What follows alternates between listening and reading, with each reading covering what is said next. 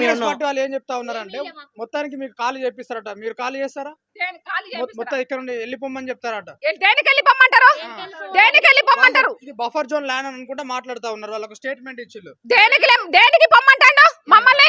దేనికి? మాకు ఇంటి పట్ట కాగితాలు లేవా? మేము ఇంటి పని రావట్లేదా? మాకు కరెంట్ బిల్లు రావట్లేదా? దేనికి వెళ్ళిపోమంటాడు మమ్మల్ని? ఇక్కడ నుంచి ఏ అధికారంతో వెళ్ళిపోమంటాడు? కట్ట కట్టమని చెప్పండి, నీళ్ళు రావు.